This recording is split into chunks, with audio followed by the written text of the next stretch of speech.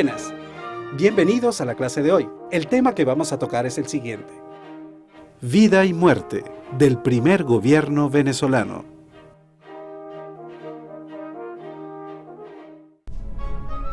La Primera República de Venezuela es el nombre con el que se conoce el periodo transcurrido a partir del 5 de julio de 1811. Aunque muchos crean que la República se inició el 19 de abril de 1810, debemos recordar que ese día ocurrió un acto de autonomía por parte del gobierno del Cabildo de Caracas. Y ese es el inicio previo para la conformación posterior de Venezuela en República Independiente. Después de la declaración de la independencia el 5 de julio de 1811, se procedió a la posterior firma del acta que nos daría la autonomía absoluta del gobierno español. Posterior al 5 de julio, empiezan a suscitarse en diferentes ciudades de Venezuela, como Valencia, Angostura, Maracaibo, entre otras, rebeliones de desafectos a las autoridades de la República de Venezuela. A esta república no le faltaron las dificultades.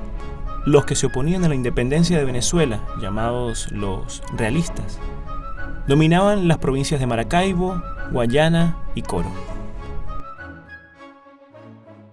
España había ordenado el bloqueo a Venezuela, dificultando el comercio exterior y organizando la resistencia bajo el mando del capitán Domingo Monteverde.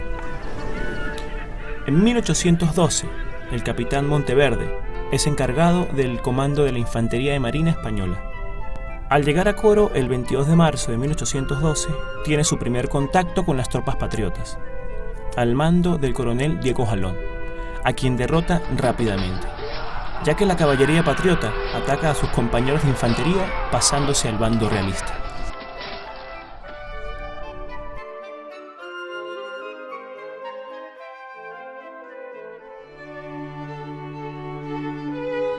En Valencia, el alzamiento triunfaba y se proclamaba a Fernando VII. Los realistas habían insurreccionado a las castas de la región con promesas de libertad e igualdad social. Se le dio libertad a los negros e igualdad a los pardos que se sumaron a la revuelta. Y se le entregó armas al pueblo insurreccionado. Las promesas hacían eco en el resto de la naciente república. El odio cultivado a través de los siglos de los negros, pardos y demás castas hacia los blancos criollos, representantes del poder y la aristocracia, originó múltiples deserciones, tanto en el ejército patriota como en la esclavitud de las haciendas, abultando así las fuerzas realistas. En vista del alzamiento de Valencia, el Congreso decidió enviar a un numeroso ejército tras varios días de discusión entre patriotas y realistas. Eligieron al Marqués del Toro al frente del ejército, muy probablemente en detrimento de Francisco de Miranda, ya que este era su enemigo.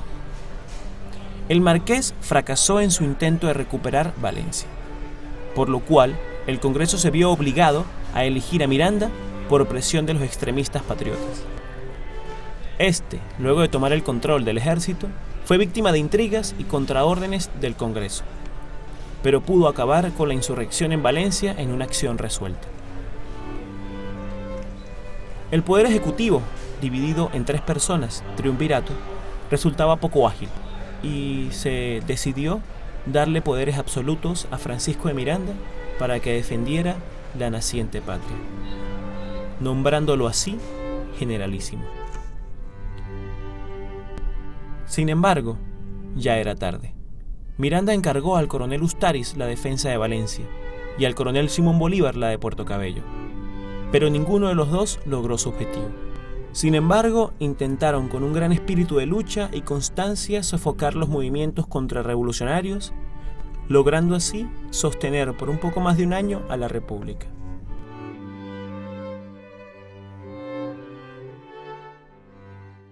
Y ahora la ronda de preguntas.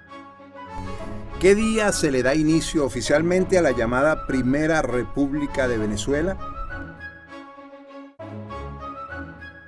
El 5 de julio de 1811. ¿Quién fue el capitán Monteverde? Fue el primer militar de alto rango que envió el Reino de España luego del 5 de julio de 1811 para apagar la llama de la independencia.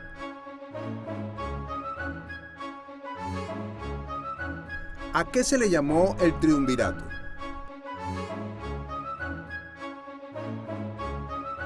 Un triunvirato es una forma de gobierno ejercido por 3 personas aliadas entre sí.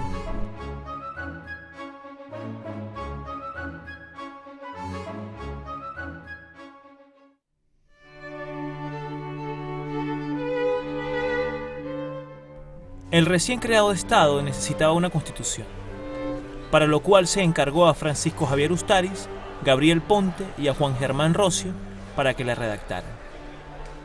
La primera constitución fue similar a la de los Estados Unidos, es decir, de tipo federalista o descentralizada, en donde las provincias conservaban mucha autonomía y podían tener sus propias leyes.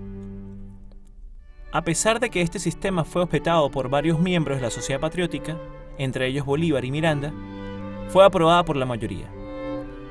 Esta constitución también estuvo inspirada en las ideas francesas, respetando los derechos del hombre y dándole a todos los habitantes el tratamiento de ciudadano, sin importar la clase social. Había nacido la Primera República. La Constitución de 1811 fue la primera constitución de Venezuela, de América Latina y la cuarta en el mundo. Sancionada por el Congreso Constituyente de 1811, en la ciudad de Caracas el día 4 de diciembre de 1811. Fue derogada el 21 de julio de 1812 por la capitulación de Francisco de Miranda en San Mateo. La Constitución tuvo una vigencia de 1 año. Esta Constitución es aprobada por los representantes de las provincias de Margarita, Miranda, Cumaná, Barinas, Barcelona, Trujillo y Caracas, que declararon su independencia del Imperio Español reunidas en Congreso Constituyente. El nombre oficial era Estados de Venezuela y tenía un corte federalista. En ella se reconocía a la Iglesia Católica, Apostólica y Romana como la religión oficial del Estado venezolano. La elección era de tipo indirecta o de segundo grado. Solo los hombres que tuvieran propiedades podían elegir a un representante por cada 20.000 habitantes, quienes a su vez elegirían los representantes de la Cámara de Diputados y Senadores, además de los 3 encargados del Poder Ejecutivo, triunvirato. Una vez firmada, son aprobados 228 artículos, pero destaca la reserva que generó el artículo 180 para el entonces vicepresidente Francisco de Miranda y el resto del tren ejecutivo. Este artículo decía que no habrá fuero alguno personal. Solo la naturaleza de las materias determinará a los magistrados a que pertenezca su conocimiento, y los empleados de cualquier ramo, en los casos que ocurren sobre asuntos que no fueran propios de su profesión y carrera. Se sujetarán al juicio de los magistrados y tribunales ordinarios, como los demás ciudadanos. Y ahora la ronda de preguntas. ¿Qué fue lo primero que hizo el Congreso luego de la Declaración de Independencia?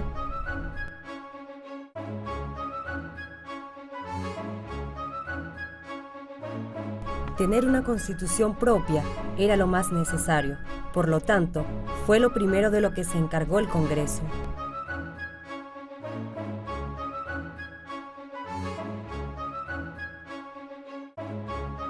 ¿Quiénes fueron los encargados de redactar nuestra primera Constitución? Francisco Javier Ustaris, Gabriel Ponte y Juan Germán Rocio.